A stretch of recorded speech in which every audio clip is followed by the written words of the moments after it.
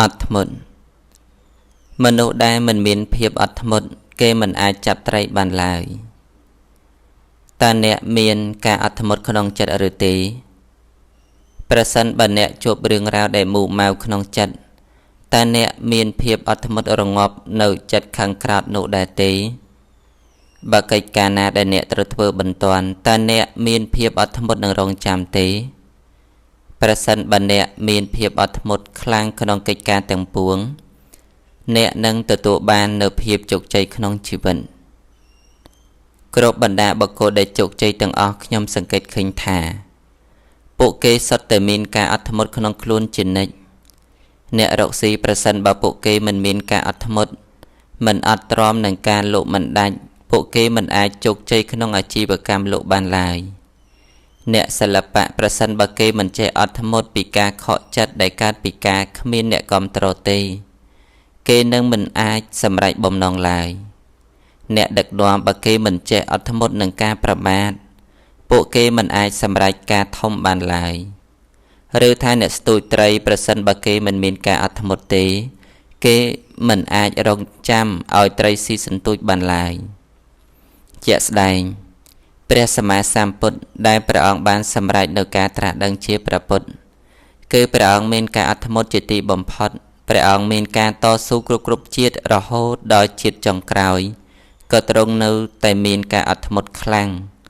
រហូតបានសម្រេចនៅគោលដៅទ្រង់ប្រាថ្នាពោលគឺសัพពញ្ញុតញ្ញាណការអត់ធ្មត់របស់ព្រះអង្គនោះគឺខន្តីបារមីគឺសេចក្តីអត់ធន់ការអត់ធ្មត់គឺជួយឲ្យអ្នកអាចសម្រេចកិច្ចការធំបានមនុស្សដែលមានចិត្តតក់ក្រហល់ពួកគេមិនអាចធ្វើអ្វីបានសម្រេចនោះឡើយព្រោះចិត្តរបស់ពួកគេមិនមានការអត់ធ្មត់មិនចេះអត់ទ្រាំឬរងចាំលទ្ធផលនោះទេអ្វីគ្រប់យ៉ាងសុទ្ធតែមានដំណើរដើមតងរបស់វាមិនអាចធ្វើភ្លាមក៏ទទួលបានលទ្ធផលនោះទេប្រសិនបើអ្នកចង់ឲ្យឡើងដងកំពូលភ្នំអ្នកក៏ត្រូវតែចាប់ផ្ដើមឈានឡើងពីកម្មដំបូងដែរទើបអ្នកអាចដល់គោលដៅដែលអ្នកប្រាថ្នា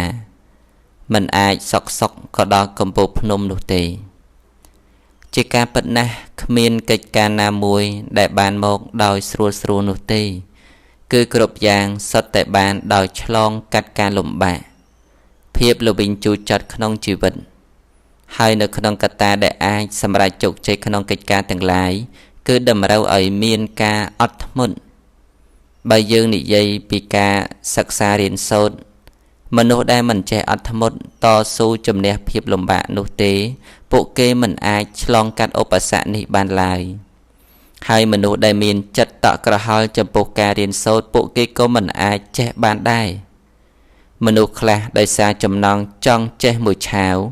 ពួកគេចាប់ផ្ដើមរៀនភ្លាមក៏ឈានទៅរកកន្លែងដែលខ្លឹមដោយមិនព្រមរៀនពីវគ្គដំបូងនោះឡើយទីបំផុតពួកគេរៀនក៏មិនចេះខាតទាំងពេលវេលាហើយលែងចង់រៀនទៀតម្យ៉ាងទៀតក្នុងការធ្វើការប្រសិនបើអ្នកមិនមានភាពអត់ធ្មត់ចំពោះការងារនោះទេអ្នកមិនអាចជោគជ័យបានឡើយអ្នកត្រូវធ្វើតាមលំដាប់លំដោយដោយការអត់ធ្មត់ពាក្យមួយឃ្លាពោលថាមិនទ្រាំរឿងតូចខូចរឿងធំពាក្យថាអត់ធ្មត់មកពីពាក្យថាខន្តីនៅក្នុងជីវិតរស់នៅរាល់អ្វីទាំងឡាយប្រសិនបើអ្នកអប់រំចិត្តអ្នកឲ្យមានភាពអត់ធ្មត់មានភាពនឹងថឹងមិនញាប់ញ័រមិនតក់ក្រហល់នោះអ្នកក៏អាចញ៉ាំងជីវិតរបស់អ្នកឲ្យមានសេចក្តីសុខក្នុងចិត្តតាមពិតទៅការអត់ធ្មត់គឺជាការលំបាកសម្រាប់ចិត្តមនុស្សដែលនៅមានកិលេសព្រោះវាមិនងាយនឹងធ្វើបានឡើយប៉ុន្តែគ្រប់យ៉ាងដោយបានរៀបរាប់មកខាងដើមអញ្ចឹងប្រសិនបើអ្នកចង់មានការអត់ធ្មត់ហើយចង់ឲ្យចិត្តរបស់អ្នកមានការអត់ធ្មត់ភ្លាមនោះគឺមិនអាចទៅរួចគ្រប់យ៉ាងគឺអ្នកត្រូវចាប់ផ្ដើមហ្វឹកហាត់បន្តិចម្ដងទើបអ្នកអាច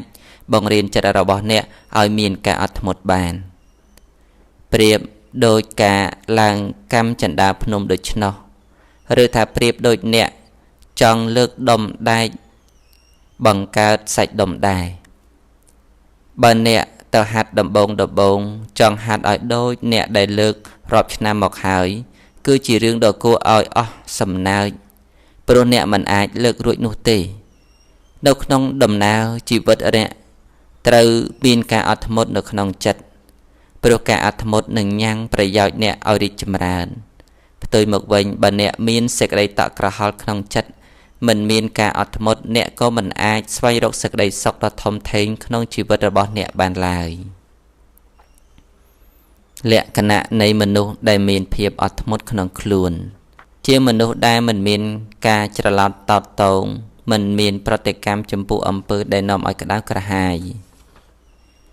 ជាមនុស្សដែលមានសភាពនឹងណនឹងថឹងទោះមានរឿងអ្វីកើតឡើងក៏មិនរំជួលចិត្តមិនថាជួបរឿងរំភើបឬការទុក្ខឡើយផ្លូវចិត្តរីករាយទោះកំពុងមានបញ្ហាមិនមានការតក់ស្លុតយល់អំពីសភាវៈពិតពូកែអត់ទ្រាំមិនតក់ក្រហល់មិនឆេវឆាវជាមនុស្សដែលមានចិត្តត្រជាក់ពិបាកស្មាន